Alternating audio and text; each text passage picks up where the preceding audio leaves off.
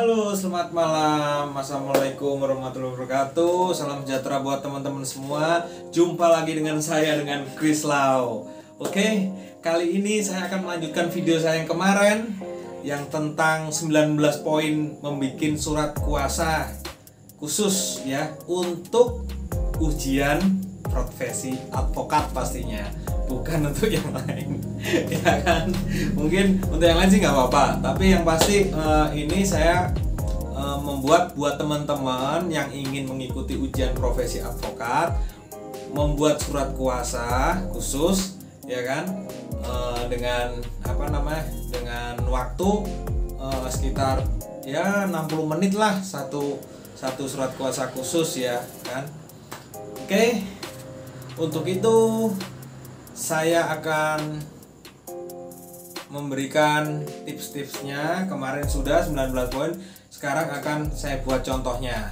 Oke, yang pasti pensil jangan lupa, ballpoint jangan lupa, penggaris boleh digunakan hanya sesekali, penghapus ballpoint ya. Oke, terus sama penghapus pensil sama rautan, itu penting sekali. Jangan sampai itu kalian nggak bawa gitu ya, itu selalu disimpan ya. Kembali lagi kita kayak anak sekolah. Oke. Kalau gitu tanpa berlama-lama lagi, saya akan memberikan contoh surat kuasa ya. Kita bareng-bareng. Saya membuat, saya menulis, teman-teman bisa menyimak. Semoga channel saya ini dapat bermanfaat buat kalian teman-teman semua yang ingin atau guna untuk lulus dalam membuat surat kuasa ujian advokat UPA. Oke, kita lanjut ya guys. Perhatikan, saya akan pelan-pelan dan akan mereview kembali. Jadi semoga dengan keterangan saya ini bisa jelas buat kalian semua. Terima kasih. Halo teman-teman, ini ya contoh membuat surat kuasa ya kan. Kalau bisa itu tulisannya agak besar-besar ya teman-teman ya. Terus rapi, kalau bisa menghindari namanya kita pakai stipo tip X ya, penghapus itu. Kalau bisa menghindari itu, karena rata-rata yang mengkoreksi itu ya udah senior usianya ya 50 tahunan lah, dapat info seperti itu. Jadi memang matanya kalau lihat tulisan kalian yang kecil-kecil mungkin dia agak kesulitan. Terus juga kalau kalian dengan bahasa kalian singkat-singkat gitu, dengan bahasa-bahasa sekarang juga dihindari. Bener-bener kalian belajar menulis. Kalau bisa beli kertas folio bergaris untuk latihan menulis, karena nanti di sana ada waktu sekitar 60-80 menit untuk membuat surat kuasa khusus itu dengan dikasihkan form jawabannya, form tulisnya itu ya ini kertas bergaris. Oleh sebab itu kalian harus menyiapkan kertas bergaris ini agar sekiranya kertas bergaris ini dapat rapi tulisannya sampai bawah dan kebaca semua ya. Ini contoh yang saya buat ini memang khusus untuk ujian advokat ya kan, untuk ujian advokat. Jadi memang benar-benar harus poin-poin 19 yang kemarin saya di video saya sebelumnya itu memang harus ada semua di sini itu, karena itu nilainya besar banget ini surat kuasaku ya kan. Surat gugatan, surat kuasa nilainya besar banget. Oke, kita lanjut ke surat kuasa khusus ya. Ini kalau kita untuk mewakili PT ya kan, mewakili PT itu kita menggunakan surat kuasa khusus. Oke, jadi penggaris ini saya gunakan di sini untuk menggaris saja, maksudnya buat untuk biar nggak keluar jalur ya. Tapi bisa juga buat materai sih, buat materai juga bisa, buat nanti identitas masing-masing itu kita biar rata, titik-titiknya nggak ada yang maju nggak mundur pakai penggaris ini. Oke, kira-kira begitu. Oke, kita lanjut ya. Karena sudah ada garisnya di sini, saya akan coba menulisnya teman-teman ya. Semoga bisa berguna buat teman-teman semua. Oke. Surat kuasa khusus.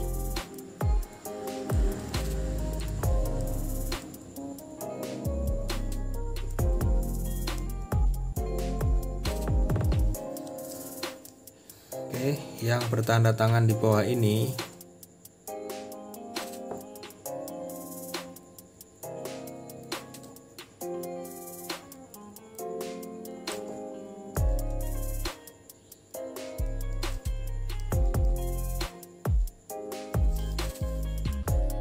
nama, kan, jabatan,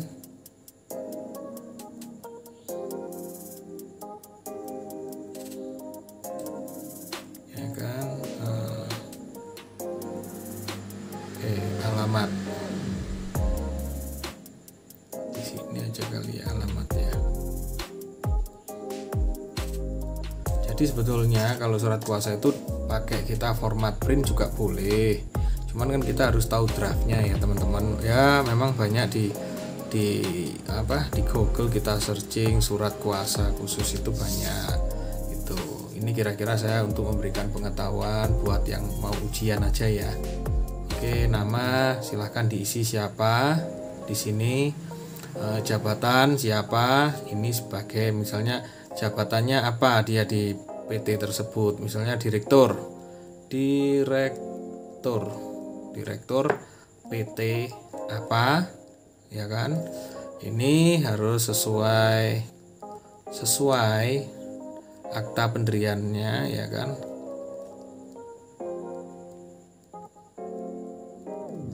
PT-nya nomor berapa, tanggal berapa, bulan, tahun,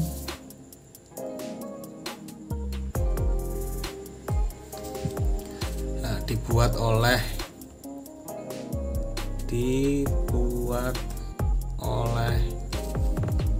dan di hadapan notaris.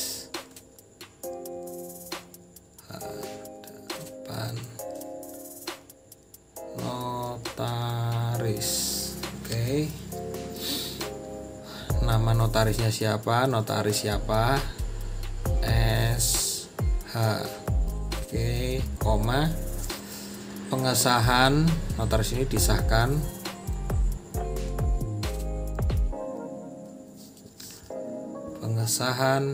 oleh Menteri Kehakiman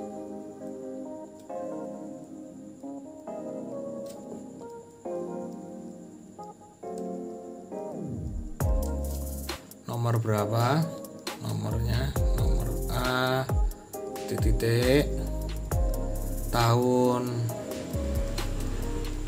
titik diumumkan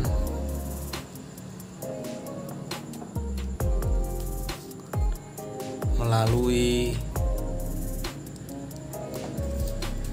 lembaran negara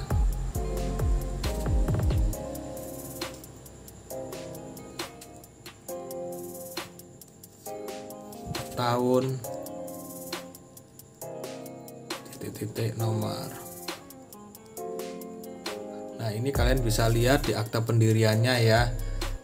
Kalian isi sesuai dengan akta pendirian PT-nya. Oke. Sekarang alamatnya di mana? Ini kalian isi alamat PT-nya di mana. Oke. Nah, sekarang untuk selanjutnya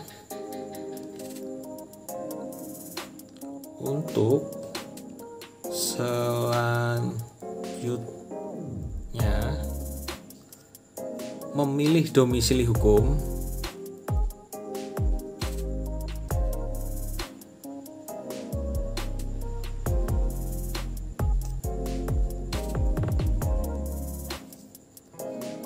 Ya kan, pada alamat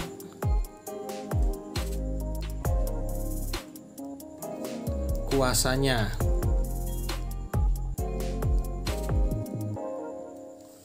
tersebut di bawah ini.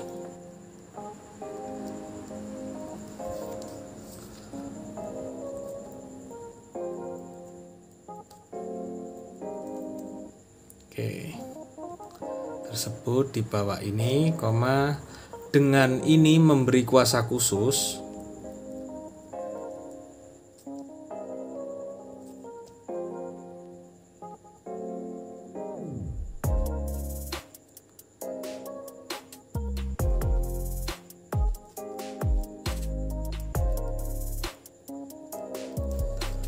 kepada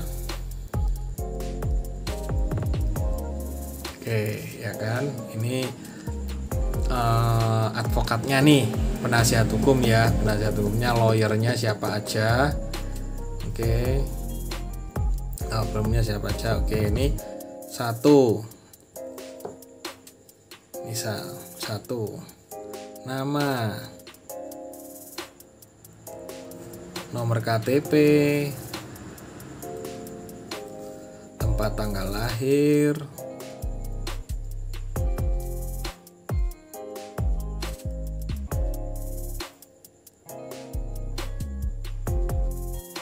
umur,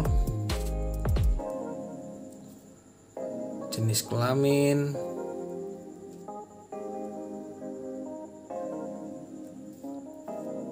agama, warga negara,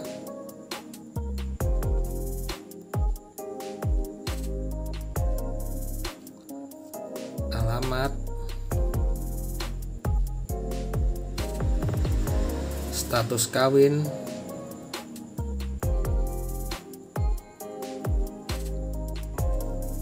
pendidikan,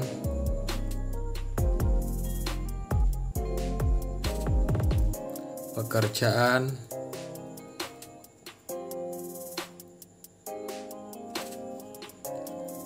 tanggal mulai berlakunya KTPA,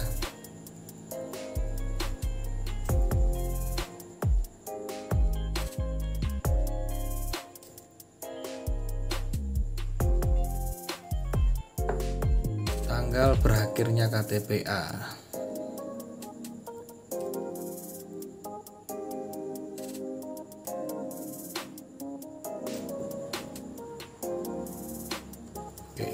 Jadi ini yang kemarin saya di video sebelumnya saya mau membuat 19 poin. Nah, ini keluar sama di sini diterapkan ya. Kita kasih titik 2 setiap tempat ya kan. Nah, biar rapi. Teman-teman diusahakan serapi mungkin ya. Makanya memang kita harus rajin belajar menulis lagi gitu, bukan belajar menulis karena kita nggak bisa nulis, karena kita lama nggak nulis mungkin ya teman-teman ya, karena ada yang lama nggak pernah menulis berpanjang akhirnya pegel atau capek ya kan, ya maklum lah, wajar. Oke, jadi di sini namanya siapa, advokatnya, misal saya nih ya, Kristinus Rahar SH, nomor KTP XXX sekian, tempat tanggal lahir misal Surabaya berapa XXX, umur misalnya 39 tahun. Jenis kelamin laki ya kan, laki-laki, agama Katolik, warga negara Indonesia, alamat misal di mana XXXXX, status kawin, menikah,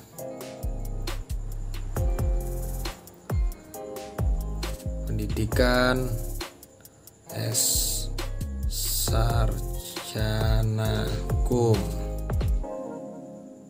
pekerjaan advokat kan, tanggal berlakunya mulai tanggal berapa, 2021 sampai tanggal misalnya 2024.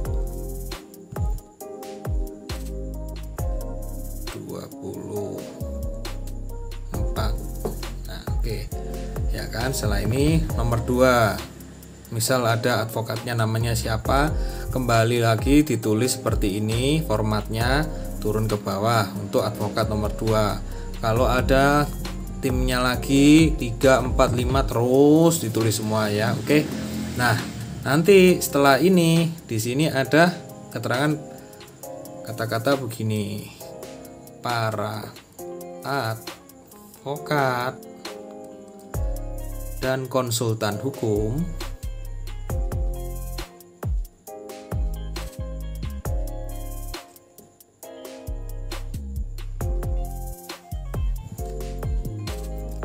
ya kan, siapa misalnya nih, para advokat dan konsultan hukum berkantor di mana, misalnya ya berkantor ikut law firm saya ya, Kristinus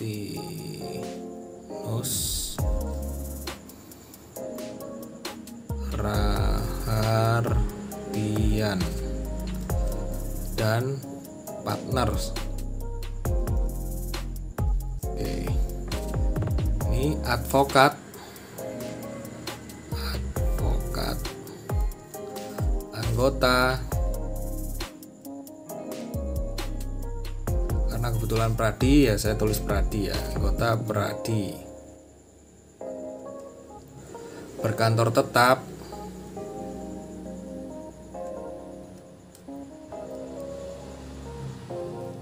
berkantor tetapnya di jalan mana, di misalnya di jalan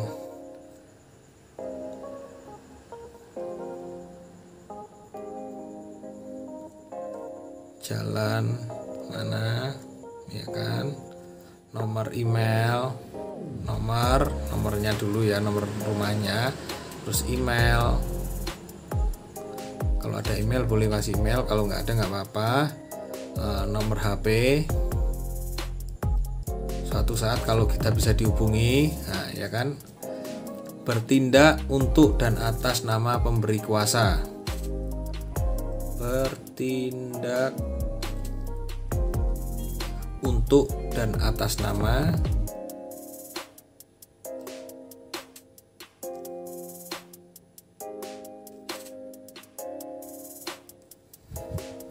pemberi kuasa.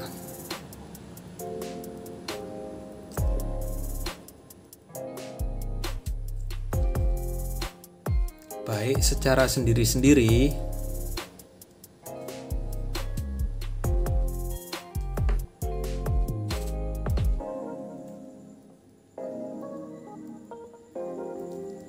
maupun bersama-sama.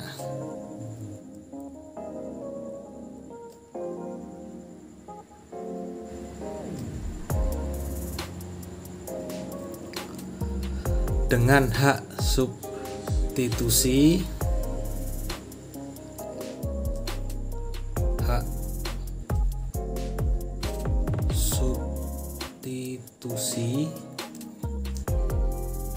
dan hak retensi.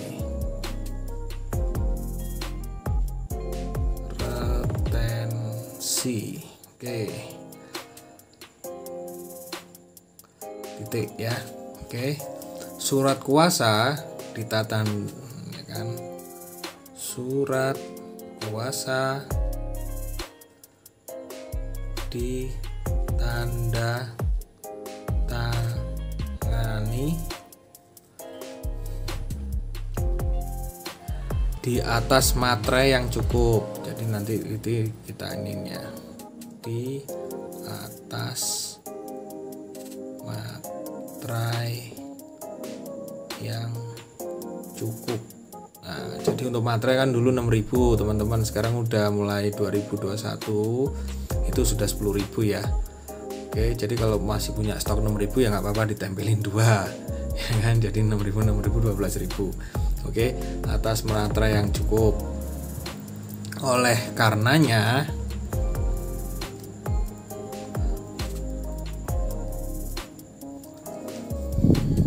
mempunyai kekuatan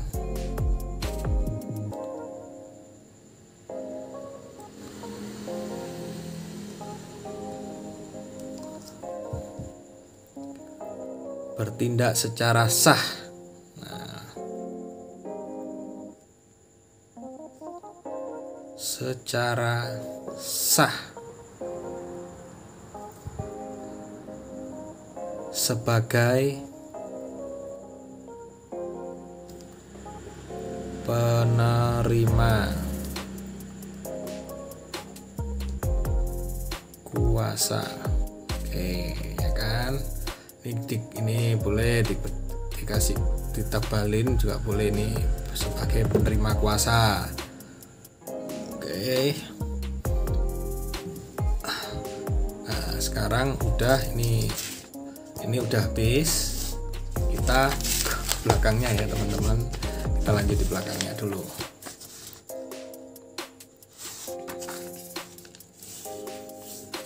Khusus, kita kasih kata-kata khusus. Khusus,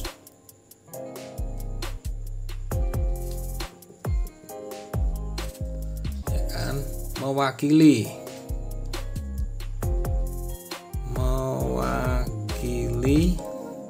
mengajukan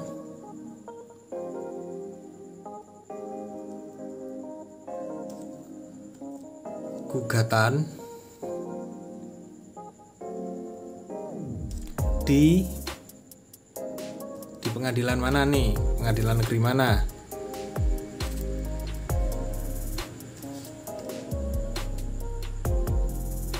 Ya kan, pengadilan negeri mana? Misalnya nih, pengadilan negeri Jakarta Utara, Jakarta Selatan, Makassar, Surabaya atau dimanapun itu ya. Perihal perbuatannya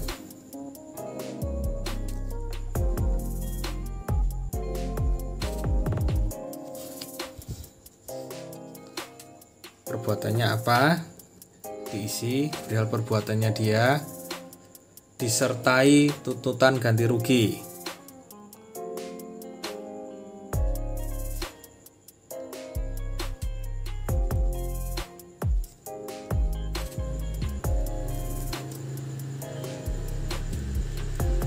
Oke, disertai tuntutan ganti rugi, sita jaminan jika ada jaminan yang bisa disita ya.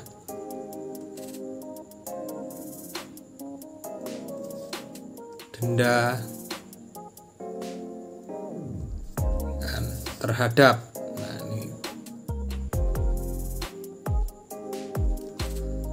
terhadap siapa yang tergugat ini ya kan, terhadap titik-titik diisi ya, berkantor, kantornya di mana, di jalan, titik-titik boleh, kota mana atau kabupaten ya. Oke, untuk itu bawahnya, untuk itu penerima kuasa diberikan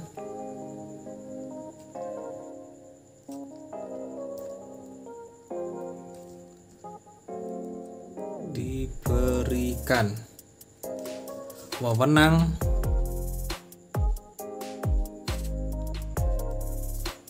untuk menghadap para pejabat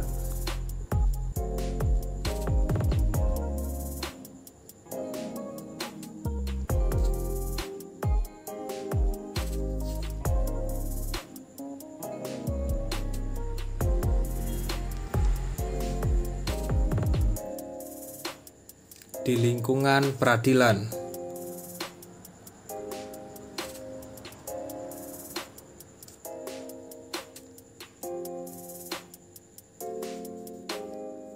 Melakukan pembayaran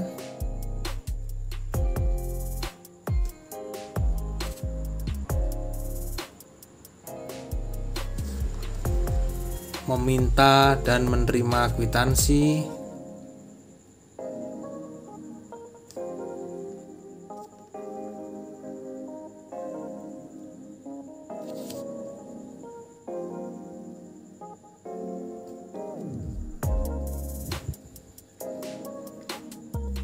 menghadiri sidang-sidang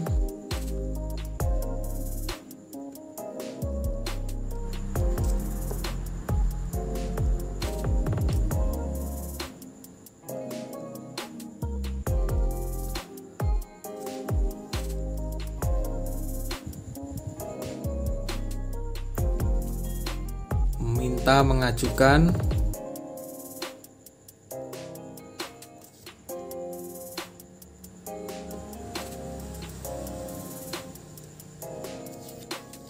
serta menandatangani surat-surat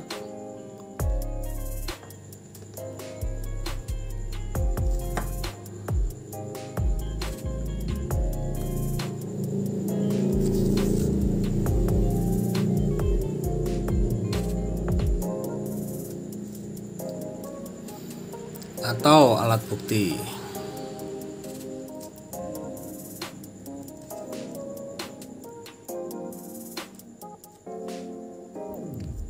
Permohonan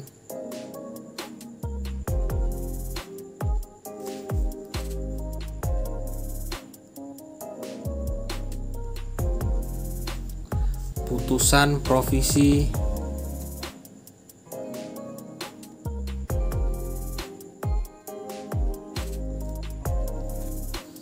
mengadakan perdamaian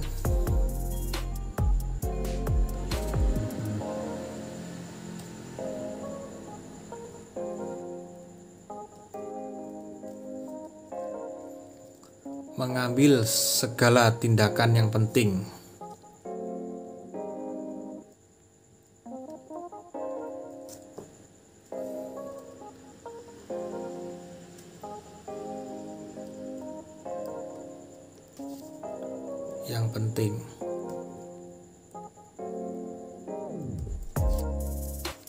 perlu serta dibenarkan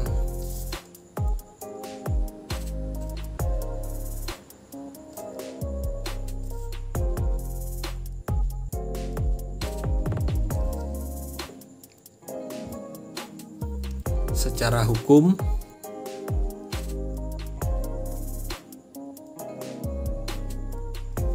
sehubungan dengan menjalankan perkara tersebut.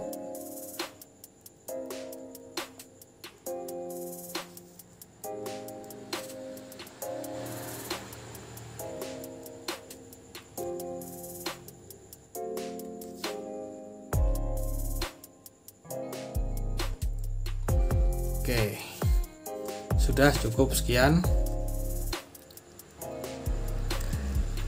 Para penerima kuasa di sini ya.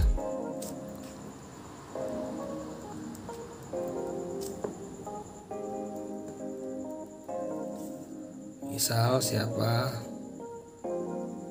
ya.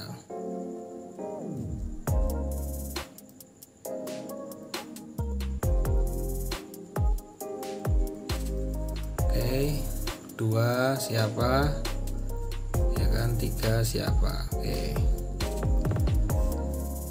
jangan lupa di samping para penerima kuasa sejajar di sini.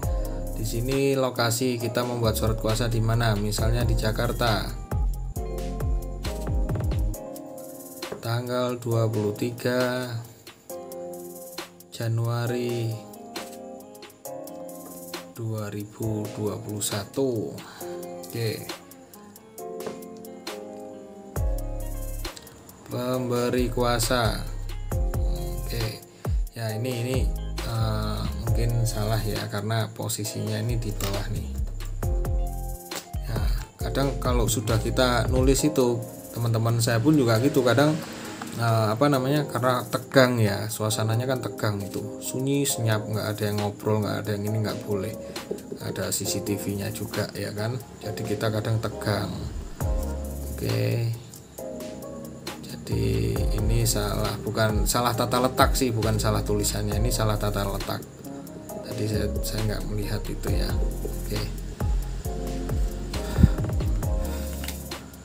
Oke, tunggu kering sebentar, jangan langsung ditimpa ya teman-teman ya. Nah di sini Jakarta 23 Januari 2021. Oke, ini letak di sini pemberi kuasa. Pemberi kuasa. Oke, kasih di sini teman-teman, bikin kotak ya. bikin kotak buat ini ya, tanda materai ya, karena kan nggak pakai materai asli kalau untuk contoh surat ini, karena kan ini ya intinya kalian paham di mana letak materainya. Oke, ini materai 10.000. Oke, ya kan, di sini namanya, nama siapa. Nah ini garis juga nih, boleh kalian garis ini biar rapi ya, di root PT apa, PT-nya apa ditulis. Nah di sini nanti kalian bisa kasih tanda tangan pura-pura gini, atau sini juga bisa kalian kasih tanda tangan sini gitu, siapa. Nah gitu. Oke, sekian, terima kasih. Inilah contoh surat kuasa khusus untuk ujian UPA yang bakal kalian temui nanti ya, untuk ujian ya. Oke, saya kembali lagi. Di sini kita ulangi secara perlahan. Surat kuasa khusus ya, yang bertanda tangan di bawah ini, nama, ini nama pemberi kuasa ya, pemberi kuasanya siapa, PT siapa, misalnya kan sebuah PT mewakili siapa, direkturnya ya, nama ini selaku jabatannya dia direktur PT apa, itu sesuai dengan akta pendiriannya.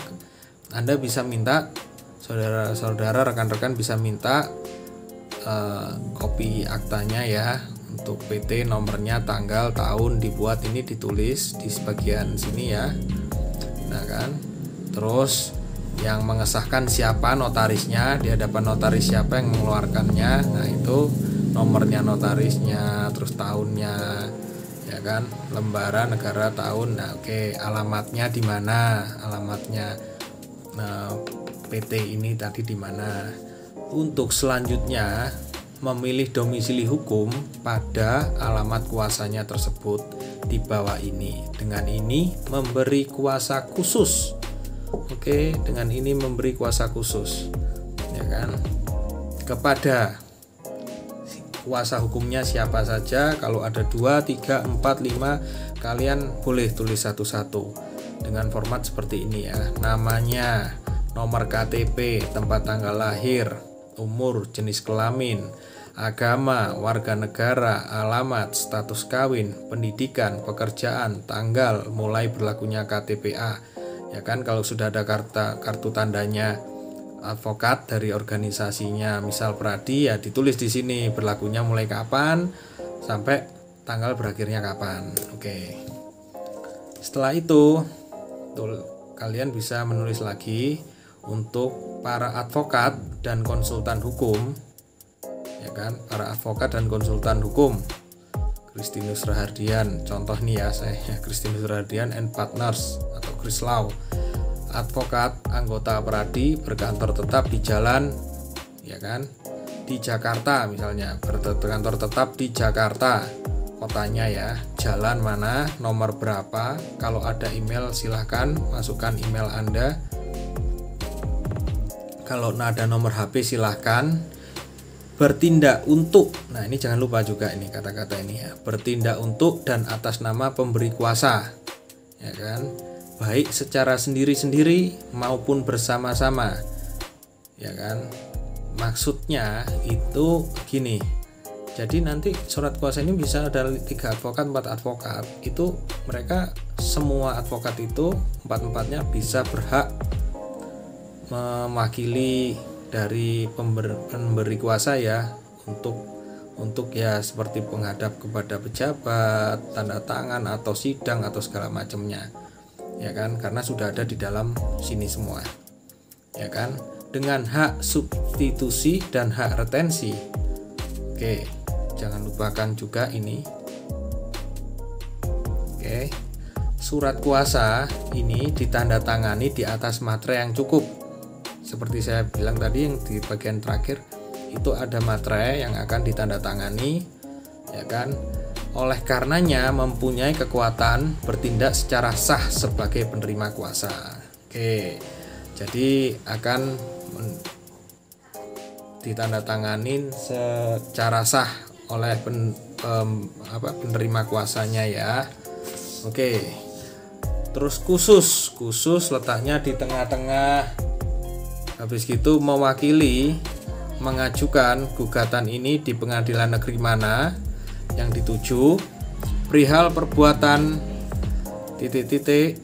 perihal perbuatannya apa itu, disertai tuntutan ganti rugi serta sita jaminan denda terhadap siapa berkantor di jalan, kota, kabupaten. Itu kalian isi. Untuk itu penerima kuasa diberikan wewenang untuk menghadap para di lingkungan peradilan ya, jadi bisa menghadap ke peradilan. Kita pakai surat kuasa ini melakukan pembayaran, kita juga bisa melakukan pembayaran buat kepentingan mungkin biaya sidang segala macam dengan kuasa ini.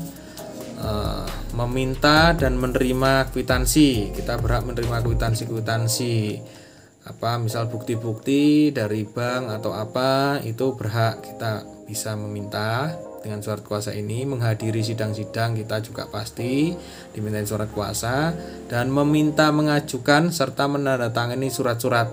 Nah, ini juga kalau ada tanda tangan surat-surat yang memang sekiranya beliau tidak bisa menandatanganinya, kita ya sebagai penerima kuasa bisa menandatanganinya. Kita berhak juga. Atau alat bukti, ya kan, boleh. Permohonan kita memohon nih gugatan ke pengadilan mana tanpa orang kita yang mengajukan, bisa putusan provisinya mengadakan perdamaian. Nah, kita juga berhak untuk mengadakan perdamaian dengan pihak tergugat asalkan kita diberi izin ya kan oleh pemberi kuasa kepada kita, dan kita harus bicara dulu dengan pemberi kuasa. Misalnya Pak, kita mau mengadakan perdamaian gimana ini kira-kira Pak? Kalau kita mau musyawarah perdamaian silahkan, itu boleh, karena memang sebetulnya diusahakan upaya pertama kali itu aslinya ya memang perdamaian dulu, musyawarah ya kan. Terus mengambil segala tindakan yang penting perlu serta dibenarkan ya kan, mengambil segala tindakan pokoknya yang penting itu dan serta dibenarkan ya kan secara hukum sehubungan dengan menjalankan tersebut ya kan, kasarnya dengan sehubungan dengan menjalankan profesinya tersebut ya kan. Itulah. Dan para penerima kuasa jangan lupa tempat kuasa ditandatanganin di mana, kotanya, tanggalnya, pemberi kuasanya siapa, materai ya kan, kalian cukup gambar materainya, namanya siapa, nama terang direkturnya, di bawah ditulisin keterangan direktur PT apa. Nah, ini advokat-advokatnya, berapa kuasa hukumnya nanti. Nah, kira-kira itu teman-teman semua tentang surat kuasa khusus. Jika memang ada kekurangan atau ada yang belum jelas, nah, mohon maaf. Itu yang saya tahu selama saya waktu itu mengikuti ujian UPA ya kan di Jakarta. Oke. Jadi begitu teman-teman semua tentang membuat surat kuasa khusus untuk ujian advokat ya. Semoga bermanfaat buat kalian dan bisa subscribe channel saya jika kalian mendukung saya dan support saya ya. Oke, kalau gitu sampai jumpa di next video berikutnya. Saya akan memberikan kisi-kisi surat gugatan dan memberikan tutorial tentang surat kuasa biasa ya, yang enggak khusus ya, yang untuk perorangan. Oke, sekiranya dari saya seperti itu. Selamat malam. Assalamualaikum warahmatullahi wabarakatuh. Salam sejahtera buat semuanya. Salam Krislau. Semoga kalian sukses dan kalian jadi advokat yang bermartabat dan jujur. Thank you, selamat malam.